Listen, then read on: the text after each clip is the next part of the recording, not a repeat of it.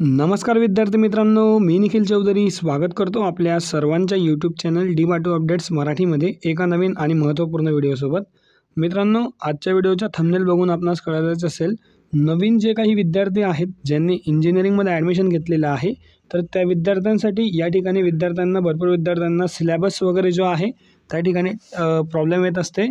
तर आपण या ठिकाणी जो काही नवीन एज्युकेशन पॉलिसी आहे त्यानुसार जो काही तुमच्या डी.वाय.टू युनिव्हर्सिटीचा सिलेबस आहे 2025-26चा तो आपण आजच्या व्हिडिओमध्ये डिस्कस करणार आहोत. तर मित्रांनो, त्यापूर्वी आपण जर आपल्या चॅनलवर नवीन असाल, तुमचे जे काही डी.वाय.टू युनिव्हर्सिटीचे जुने विद्यार्थी असतील त्यांना देखील आपण आपल्या चॅनलनुसार विचारू शकतात. तर तुमच्या ओळखीचे जे काही नवीन डी.वाय.टू युनिव्हर्सिटीमध्ये ॲडमिशन असतील किंवा ज्या विद्यार्थ्यांना सब्जेक्ट वगैरे बघायचे असतील तर त्या विद्यार्थ्यांपर्यंत हा व्हिडिओ नक्की शेअर करा. चॅनलवर जर पहिल्यांदा आला असाल तर चॅनलला सबस्क्राईब करा, जेणेकरून अशाच प्रकारचे नवीन व्हिडिओ आपल्याला वेळोवेळी मिळत राहतील. तर चला मित्रांनो, आजच्या व्हिडिओला स्टार्ट करूयात.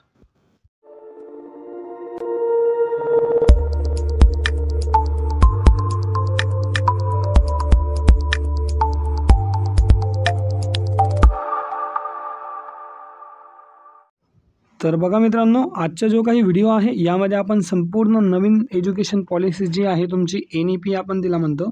तर NEPनुसार तुमचा जो काही सिलेबस आहे त्या सिलेबसमध्ये काय काय चेंजेस झालेले आहेत आणि जो काही डी.वाय.टू युनिव्हर्सिटीच्या फर्स्ट इयरचा सिलेबस आहे जो सर्व विद्यार्थ्यांना या ठिकाणी कॉमन असतो, तर त्या विद्यार्थ्यांसाठी आजचा व्हिडिओ हा महत्त्वपूर्ण असणार आहे. जास्तीत जास्त तुमच्या विद्यार्थी मित्रांपर्यंत शेअर करा. सोबतच स्क्रीनवर जी काही तुम्हाला सिलेबसची PDF दिसत आहे, या PDFची लिंक तुम्हाला डिस्क्रिप्शनमध्ये मिळून जाईल. त्या ठिकाणी जाऊन तुम्ही या ठिकाणी ही PDF डाउनलोड करू शकतात. सो आता मित्रांनो, डायरेक्टली आपण सिलेबसकडे वळणार आहोत की तुमची जी काही सिलेबस आहे त्यामध्ये कोणते चेंजेस झालेले आहेत आणि त्या चेंजेसनुसार तुमच्या सिलेबसला कोणते सब्जेक्ट असणार आहेत आणि त्यावर कशा पद्धतीने आपण मात करू शकतो, हे सर्व डिस्कशन आपण आजच्या व्हिडिओमध्ये करणार आहोत. तर व्हिडिओला शेवटपर्यंत बनून राहा. चॅनलवर नवीन असाल तर चॅनलला नक्की सबस्क्राईब करा. तर या ठिकाणी मित्रांनो, सर्वात महत्त्वाची गोष्ट, फर्स्ट इयरला तुम्हाला या ठिकाणी किती सब्जेक्ट असतात हे महत्त्वाचे आहे. त्यासोबतच या ठिकाणी फर्स्ट इयरला तुम्हाला ग्रुप असतात. तर ग्रुप A आणि ग्रुप B अशा पद्धतीने 2 ग्रुप तुम्हाला फर्स्ट इयरला या ठिकाणी असतात. सो यामध्ये ग्रुप A आणि ग्रुप B हे तुमच्या कॉलेजवर डिपेंड असतं. शक्यतोवर ग्रुप Aमध्ये तुमचे कम्प्युटर रिलेटेड जेवढे काही ब्रांचेस असतात, कम्प्युटर सायन्स असेल किंवा कम्प्युटर असेल किंवा कम्प्युटर इलेक्ट्रॉनिक्स असेल, हे सर्व ग्रुप या ठिकाणी ग्रुप Aमध्ये येत असतात. आणि सोबतच ग्रुप Bमध्ये सिव्हिल, इलेक्ट्रिकल, मेकॅनिकल जे काही तुमचे कोर ब्रांचेस आहेत ते त्या ठिकाणी येत असतात. सो या ठिकाणी सर्वात महत्त्वाची गोष्ट म्हणजे काय मित्रांनो, तर तुम्हाला जे काही सब्जेक्ट आहेत ते सब्जेक्ट तुम्हाला किती आहेत हे महत्त्वाचे आहे. सो या ठिकाणी स्क्रीनवर तर बघा मित्रांनो, या ठिकाणी आता डी.वाय.टू युनिव्हर्सिटीमध्ये नेमके किती सब्जेक्ट आहेत यावर आपण पहिल्यांदा बोलूयात. तर या ठिकाणी मित्रांनो, डी.वाय.टू युनिव्हर्सिटीमध्ये मगाशी सांगितल्याप्रमाणे तुम्हाला 2 ग्रुप पडतात, A ग्रुप आणि B ग्रुप. फरक फक्त एवढाच असतो मित्रांनो की जे A ग्रुपला सब्जेक्ट फर्स्ट सेमिस्टरला आहेत ते B ग्रुपला असतात आणि जे B ग्रुपला सब्जेक्ट फर्स्ट सेमिस्टरला आहे ते A ग्रुपला असतात. तर असा फक्त फरक त्या ठिकाणी पडत असतो. तर या ठिकाणी मित्रांनो, सर्वात महत्त्वाची गोष्ट, तुम्हाला फर्स्ट सेमिस्टरला जे आहे डी.वाय.टूच्या फर्स्ट इयरला हे जे आहे कॉमन टू ऑल ब्रांचेस असतं. तर सर्व ब्रांचेसला काय आहे, तर हे सर्व सब्जेक्ट सर्व ब्रांचेसला सेम असणार आहेत. सो जरी ग्रुप A ग्रुप B असेल तरीसुद्धा सब्जेक्ट सेम असणार आहेत. फरक फक्त सेमेस्टरचा पडणार आहे. तर या ठिकाणी मित्रांनो, सर्वात महत्त्वाची गोष्ट, तुम्हाला इंजिनिअरिंगला फर्स्ट सेमिस्टरला टोटल 5 सब्जेक्ट जे आहेत त्या सब्जेक्टचे तुम्हाला या ठिकाणी थेरॉटिकल पेपर द्यायचे आहेत, ज्यामध्ये तुम्हाला 60 मार्क्सचा पेपर असणार आहे. आपण पुढे टीचिंग स्कीम पाहणारच आहोत आणि त्यामधून तुम्हाला जे आहे ते त्या ठिकाणी 60 मार्क्सचे रिटन पेपर आणि त्या ठिकाणी प्रॅक्टिकल लॅबसुद्धा त्या ठिकाणी असणार आहेत. सो या ठिकाणी फर्स्ट इयरचे फर्स्ट सेमिस्टरमध्ये तुमच्या इंजिनिअरिंगला सर्वात पहिला जो सब्जेक्ट असतो तो म्हणजे इंजिनिअरिंग मॅथमॅटिक्स 1. या सब्जेक्टच्या बाबतीत भरपूर विद्यार्थ्यांनी जे आहे ते त्या ठिकाणी ऐकलेलं असतं. तर हा सब्जेक्ट जो आहे तो इंजिनिअरिंगला सर्वात पहिल्या नंबरला असतो. त्यानंतर तुमचा सब्जेक्ट येतो तो म्हणजे इंजिनिअरिंग केमिस्ट्री. त्यानंतर तुमचा इंजिनिअरिंग मेकॅनिक्स हा थर्ड सब्जेक्ट असतो. त्यानंतर प्रोग्रामिंग जो आहे तो तुमच्या प्रॉब्लेम सॉल्विंगसाठी हा 4 नंबरचा सब्जेक्ट आणि कम्युनिकेशन स्किल असे तुम्हाला टोटल 5 सब्जेक्ट असतात. त्या सब्जेक्टमध्ये तुम्हाला डिटेल सिलेबस जो आहे तो डी.वाय.टू युनिव्हर्सिटी या PDF बघायला भेटेल आणि या सब्जेक्टवर डिटेल लेक्चर जेव्हा आपण स्टार्ट करू त्यावर आपल्याला या ठिकाणी डिटेल सिलेबससुद्धा पुढे बघायला भेटणार आहे. सो या ठिकाणी तुम्हाला जे काही हे टोटल 5 सब्जेक्ट बघायला भेटत आहेत, या 5ही सब्जेक्ट तुम्हाला या ठिकाणी थेरॉटिकल सब्जेक्ट तुम्हाला फर्स्ट इयरचा फर्स्ट सेमिस्टरमध्ये DYTO युनिव्हर्सिटीमध्ये शिकणाऱ्या विद्यार्थ्यांना असतात. सोबतच या ठिकाणी हे जे काही 4 सब्जेक्ट दिसत आहेत, या 4 सब्जेक्टचे तुम्हाला या ठिकाणी लॅब किंवा प्रॅक्टिकल जे आहे त्या ठिकाणी तुम्हाला एक्स्ट्रा असतात. म्हणजे 5 + 4 हे 9 सब्जेक्ट जे आहेत ते तुम्हाला त्या ठिकाणी फर्स्ट इयरला बघायला भेटत असतात फर्स्ट सेमिस्टरसाठी. त्यामध्ये तुम्हाला लॅब प्रॅक्टिकल जे आहेत ते 4 सब्जेक्टचे असतील हे खालच्या, आणि बाकी टोटल जर तुम्हाला सब्जेक्ट बघायला गेलं तर हे जे काही 5 सब्जेक्ट आहेत हे तुम्हाला फर्स्ट सेमिस्टरला बघायला भेटतात इंजिनिअरिंगला फर्स्ट इयरच्या ए ग्रुपमध्ये. आता बी ग्रुपवाल्यांना काय असणार आहे की जे ए ग्रुपचे सेकंड सेमिस्टर आहे ते तुम्हाला बी ग्रुपला असणार आहे. सो या ठिकाणी अशा पद्धतीने असतो. आता हा तर झाला फर्स्ट सेमिस्टरचा सिलेबस. आता आपण बघूयात सेकंड सेमिस्टरचा सिलेबस. तर आता मित्रांनो, हा जो काही सेकंड सेमिस्टरचा सिलेबस आहे यामध्ये तुम्हाला एक्स्ट्रा सब्जेक्ट ॲड ऑन झालेले आहेत आणि वरून एक्स्ट्रा लॅबसुद्धा त्या ठिकाणी ॲड ऑन झालेले आहेत. सो सेकंड सेमिस्टर जे असतं तुमच्या DYTO युनिव्हर्सिटीचं, त्यामध्ये तुम्हाला M2 हा कंपल्सरी सब्जेक्ट जो सर्वांना माहीत आहे. त्यानंतर तुम्हाला फर्स्ट सेमिस्टरला इंजिनिअरिंग केमिस्ट्री होता आणि या ठिकाणी तुम्हाला इंजिनिअरिंग फिजिक्स हा सब्जेक्ट तुमचा असणार आहे. सोबतच या ठिकाणी जो काही तुमच्या फर्स्ट सेमिस्टरला मेकॅनिक्स सब्जेक्ट होता, त्या मेकॅनिक्स सब्जेक्टच्या जागेवर तुम्हाला या ठिकाणी ग्राफिक्स सब्जेक्ट जो आहे तो ॲड झालेला आहे. त्यानंतर मित्रांनो, या ठिकाणी 2 नवीन सब्जेक्ट तुम्हाला बघायला भेटतील, ज्यामध्ये तुम्हाला एक सब्जेक्ट आहे basic electrical and electronics engineering.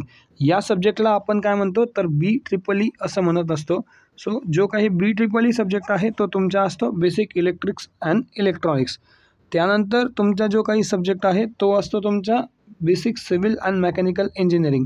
आता हे जे काही सब्जेक्ट आहेत म्हणजे बेसिक इलेक्ट्रॉनिक्स अँड टेलिकम्युनिकेशन किंवा बेसिक मेकॅनिकल, हे जे काही सब्जेक्ट आहेत हे सुद्धा तुम्हाला कंपल्सरी सब्जेक्ट आहेत, कॉमन टू ऑल ब्रांचेस.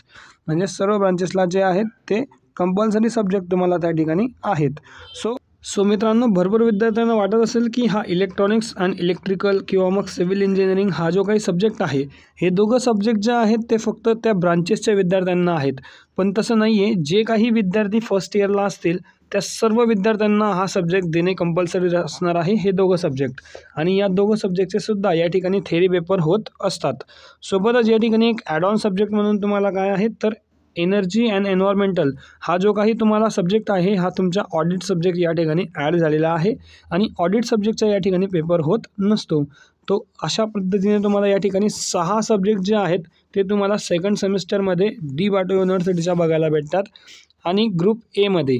आता ग्रुप बीच्या विद्यार्थ्यांना काय करायचे आहे तर हे जे काही सेकंड सेमिस्टर आहे हे त्यांना फर्स्ट सेमिस्टर असणार आहे, आणि जे काही फर्स्ट सेमिस्टर आपण प्रिव्हियसली डिस्कस केलं ते त्यांना सेकंड सेमिस्टर असणार आहे.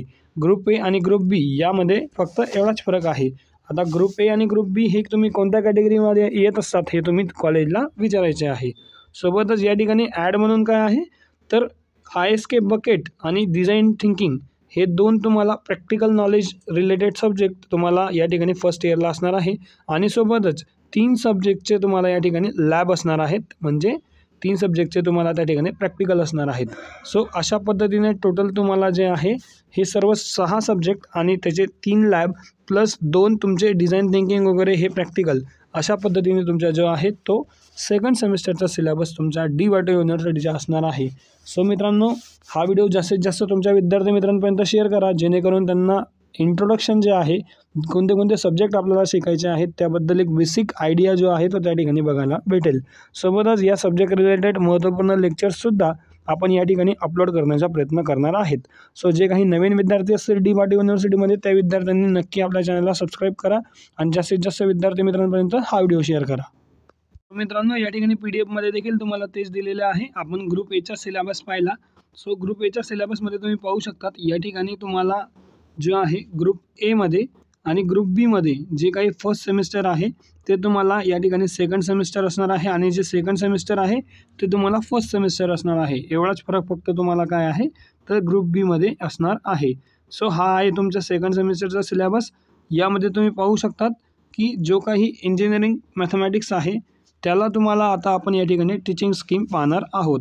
सो या ठिकाणी मित्रांनो, महत्त्वाची गोष्ट तुम्हाला सर्वात महत्त्वाची गोष्ट म्हणजे काय तर इंजिनिअरिंग मॅथमॅटिक्स 3 किंवा कुठलाही थिअरॉटिकल सब्जेक्ट असू द्या डी वाटो युनिव्हर्सिटीमध्ये तुमची जी काही एंड सेमिस्टर एक्झामिनेशन असते म्हणजे फायनल थेरी पेपर हा तुमचा असतो 60 मार्क्सचा. सो हा तुमचा 60 मार्क्सचा पेपर असतो. सोबतच या ठिकाणी जी मिड सेमिस्टर एक्झामिनेशन असते म्हणजे मिड सेमिस्टर एक्झामिनेशन असते तुमची 20 मार्क्सची आणि त्यासोबतच CA1 आणि CA2 हे दोघांचे मिळून जे काही तुमचे ॲव्हरेज असतो तो असतो तुमचा 20 मार्क्सचा. तर असा तुमचा जो काही आहे तो टोटल 100 मार्क्सचा तुमचा पेपर जो आहे तो त्या ठिकाणी असतो. त्यापैकी थेरॉटिकल जो काही पेपर आहे तो तुम्हाला 60 मार्क्सचा असतो, हे तुम्ही लक्षात ठेवा. सोबतच पुढे तुम्हाला याबद्दलचे सर्व इन्फॉर्मेशन व्हिडिओ जे आहेत ते आपल्या चॅनलवर मिळतच असतील. त्यासाठी तुम्ही आपल्या चॅनलला सबस्क्राईब करून ठेवा. सोबतच या ठिकाणी मित्रांनो महत्त्वाची गोष्ट, या ठिकाणी तुम्ही जसे खाली स्क्रॉल केले तर तुम्हाला या ठिकाणी डिटेल सिलेबस बघायला भेटेल जो काही तुमच्या त्या ठिकाणी दिलेला आहे. सो याबद्दल आपण जे आहे नेक्स्ट व्हिडिओमध्ये डिस्कस करणार आहोत की तुमचा सिलेबस कोणत्या सेमिस्टरला कोणता सब्जेक्ट आहे आणि त्याबद्दलचा डिटेल सिलेबस या PDF देखील दिला आहे. या PDFची लिंक देखील आपण त्या ठिकाणी डिस्क्रिप्शनमध्ये देणार आहे. त्या ठिकाणी जाऊन तुम्ही ही जी काही PDF आहे ही PDF डाउनलोड करू शकतात. यामध्ये तुम्हाला सर्व प्रकारचे सिलेबस जे आहेत आणि कोणते कोणते रेफरन्स बुक यूज करायचेत ते सुद्धा त्या ठिकाणी दिलेले आहेत. सो या ठिकाणी हे महत्त्वपूर्ण जे आहे ती इन्फॉर्मेशन होती तुमची ऑल ओव्हर तुमचा फर्स्ट इयरचा सिलेबस कसा असणार आहे. आणि सोबतच या ठिकाणी फर्स्ट इयरचा जास्तीत जास्त विद्यार्थी मित्रांपर्यंत हा व्हिडिओ शेअर करा. जास्तीत जास्त मित्रांनो आपण लेक्चर जे आहेत ते आपल्या चॅनलवर घेऊन येण्याचा प्रयत्न करणार आहोत. तर त्यासाठी तुम्ही आपल्या चॅनलला सबस्क्राईब करून ठेवा. आणि इंडिव्हिज्युअल जो काही सिलेबस आहे तो आपण नेक्स्ट व्हिडिओमध्ये डिस्कस करणार आहोत. ज्या विषयाचे लेक्चर असतील त्या विषयाचा इंडिव्हिज्युअल सिलेबस आणि बाकीचे सर्व गोष्टी आपण त्या ठिकाणी डिस्कस करणार आहोत. सो आय होप तुम्हाला हा सर्व फर्स्ट इयरचा सिलेबस कळाला असेल. तर आय होप मित्रांनो तुम्हाला हा सर्व महत्त्वपूर्ण व्हिडिओ कळाला असेल. जास्तीत जास्त तुमच्या नवीन इंजिनिअरिंगचे विद्यार्थ्यांपर्यंत शेअर करा जेणेकरून त्यांना एक सिलेबसची आयडिया येईल. आणि मित्रांनो हायली डिमांडेड हा व्हिडिओ होता त्यामुळे आपण हा व्हिडिओ घेऊन आलेलो आहेत. सोबतच रिझल्ट संबंधित महत्त्वपूर्ण अपडेट्स जे आहेत त्यावर सुद्धा आपले व्हिडिओ आता कंटिन्युएशनमध्ये येणार आहेत. जास्तीत जास्त तुम्ही तुमच्या विद्यार्थी मित्रांपर्यंत शेअर करा. तर भेटूयात एका नवीन व्हिडिओसोबत. तोपर्यंत धन्यवाद. Thank you so much. जय हिंद, जय महाराष्ट्र.